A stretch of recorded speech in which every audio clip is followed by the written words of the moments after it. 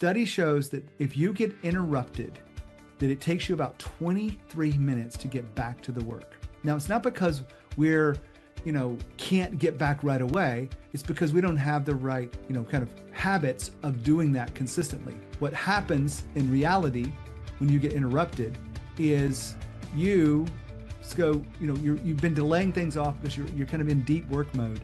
Since you've been interrupted, you're like, okay, let me make that quick phone call. Let me go ahead and decide what I'm going to eat for lunch and get that being delivered. Or let me send a quick email to a client. Or I forgot to do this. Let me do this real quick. And you do 1, 2, 3, 4, 5 things, and it takes you 23 minutes to get back to work. Now, this study comes from the University of California, Irvine, and seems to be pretty accurate. A lot of people would agree that interruptions, it takes time to get back to it consistently. Welcome to Grow Think Tank.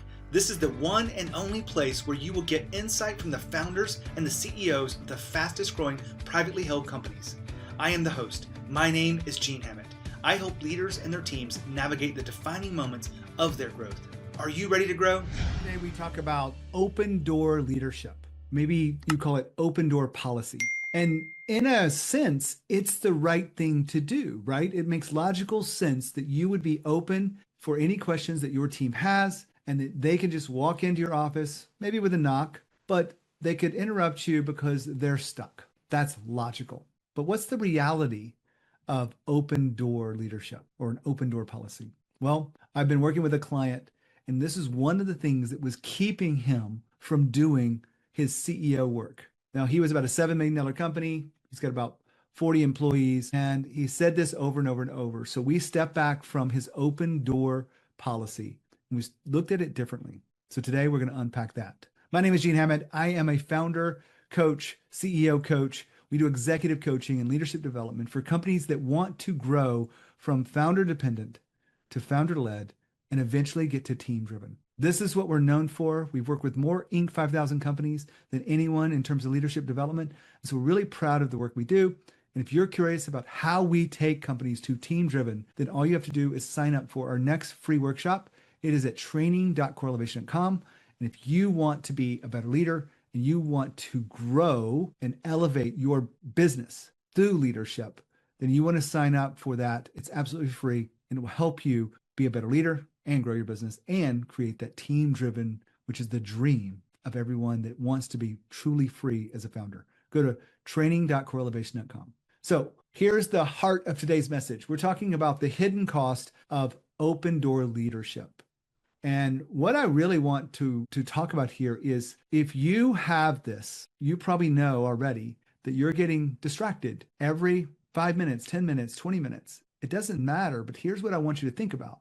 The study shows that if you get interrupted, that it takes you about 23 minutes to get back to the work. Now, it's not because we're can't get back right away. It's because we don't have the right, kind of habits of doing that consistently. What happens in reality when you get interrupted is you go, you've been delaying things off because you're kind of in deep work mode. Since you've been interrupted, you're like, okay, let me make that quick phone call. Let me go ahead and decide what I'm going to eat for lunch and get that, being delivered. Or let me send a quick email to a client. Or I forgot to do this. Let me do this real quick. And you do 1, 2, 3, 4, 5 things, and it takes you 23 minutes to get back to work. Now, this study comes from the University of California, Irvine, and seems to be pretty accurate. A lot of people would agree that interruptions, it takes time to get back to it consistently. Now, when I was working with this client, he had people coming in asking him lots of questions. And many of the questions were things that they already knew the answer to. So they just need a blessing for him to move forward. They already knew what to do, but they didn't have the confidence to just do it. It's also on him because he didn't empower them to make those decisions without him. He wanted them to weigh in on this. He wanted to be a part of the process. And that makes you the bottleneck of your company. When I'm working with leaders, one of the biggest things is we look at their time, how they're spending their time, and what do they need to let go of. And in this case, this wasn't about, him keeping his focus on spreadsheets and things like that. He wanted to spend more time in revenue generation, growth activities, but instead he was getting interrupted by his team because of its open door leadership.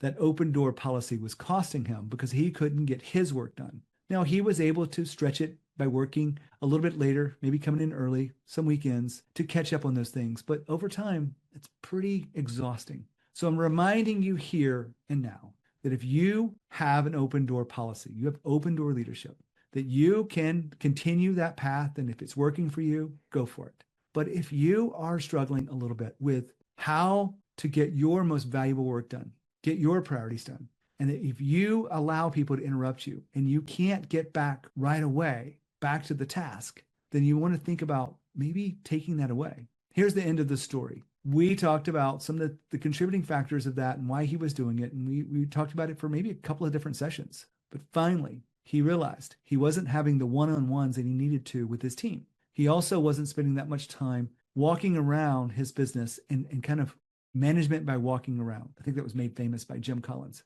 And I could have that wrong. So take it with a grain of salt or look it up to verify. But I wanted to just say he scheduled those one-on-one meetings that were more structured. And so that he asked people to save any questions they had for that time. He was also going to spend some time every day outside of his work, walking around and checking in with them. Hey, how things going? You stuck with anything? Can I support you? And he was having those questions a lot more.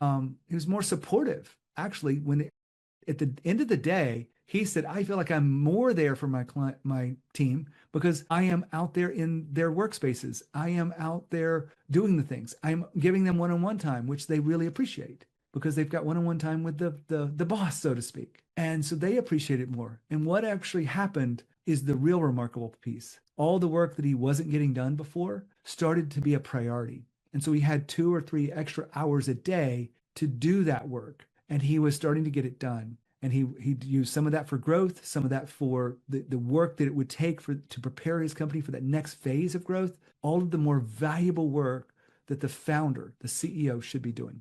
That's what was on my heart today, to share with you this story about the hidden cost of open door leadership, or that open door policy, and what you could do about it so that you can move to that next level as a leader. If you want to get the free training that we have to help you go from founder dependent to team driven, all you have to do is sign up now. It's free. Training.coreelevation.com. Look forward to seeing you. And as always, when you think of growth and leadership, think of Growth Think Tank. We'll talk to you soon.